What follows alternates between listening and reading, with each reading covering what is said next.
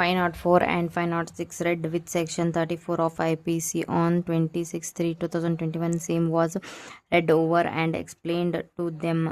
They pleaded not guilty and claimed to be tired during the trial. After examination of nearly 7 witnesses, it was informed to the court on 1/8/2022 that the accused number 1 expired on 22/7/22. His death certificate is produced on 24/8/22. Hence, case against the accused number 1 is abate and only case against the accused number 2 to 4 is continued. In order to prove its case, the prosecution has examined in all 15 witnesses as PW1 to PW15 and marked documents Exhibit P1 to P32.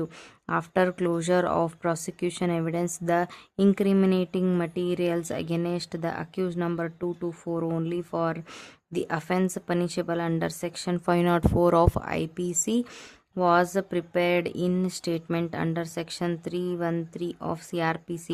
Same was read over the accused number 2 to 4 who denied the same and submitted that they have no defense evidence. Hence, the case is posted for arguments. In view of the death of accused number 1 charged under section 376 is already abate and the trial continued only for the offense punishable under section 504 read with section 34 of IPC against the accused number 2 to 4.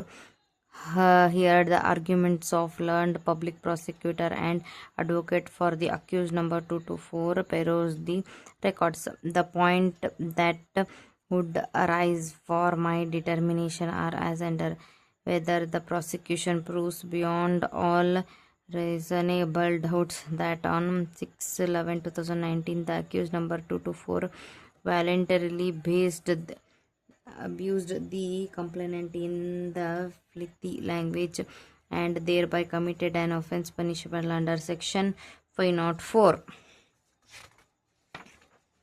Point: initially, FIR was lodged against the accused number 1 to 4 for the offense punishable under section 451 376 read with section 34 of IPC.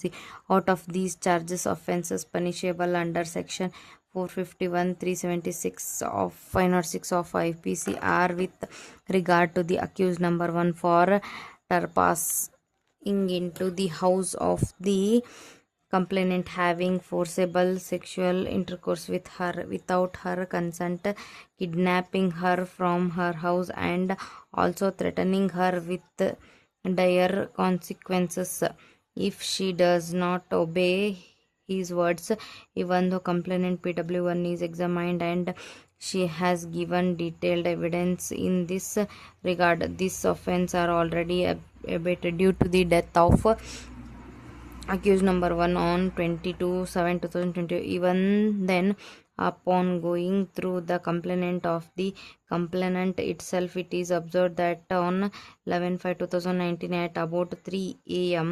this accused number 1 said to have entered the house of the complainant when she was alone, and even after refusal by her, he had forcibly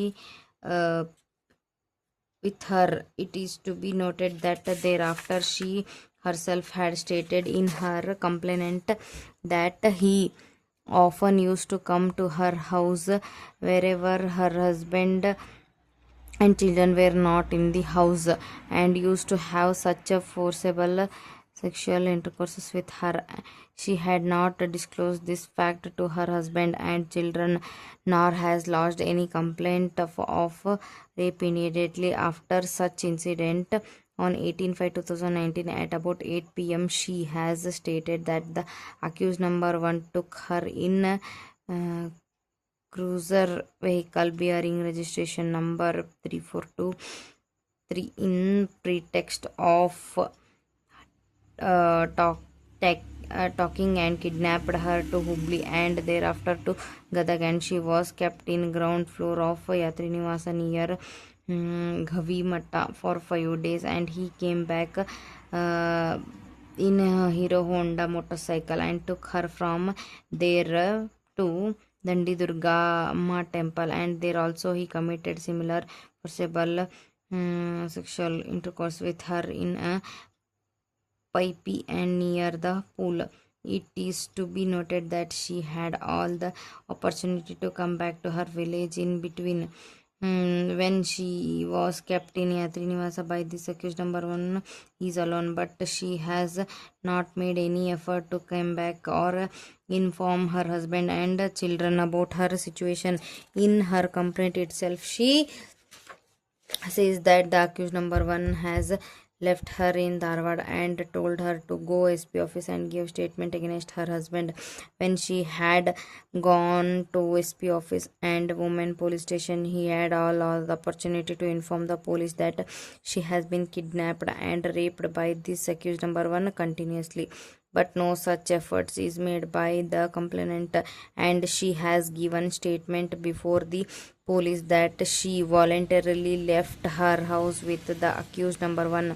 Thereafter she returned and stayed in a rented house at Emunuru for nearly 1 to 2 months. Thereafter she returned to village on 6/11/2019, and she consulted her relatives and lodged the complaint against the accused number one and accused number two to four have having abused her in a filthy language. Hence, even though the accused number one is dead, upon going through the evidence on PW1, it is clearly that she had a long-term relationship with the accused number one for nearly 6 months prior to her alleged kidnap. In her chief examination, uh, she spoke about saying that Gavi Matta Gadaga for 5 days, and also stated that this accused number one stay with her in the said Gavi Matta.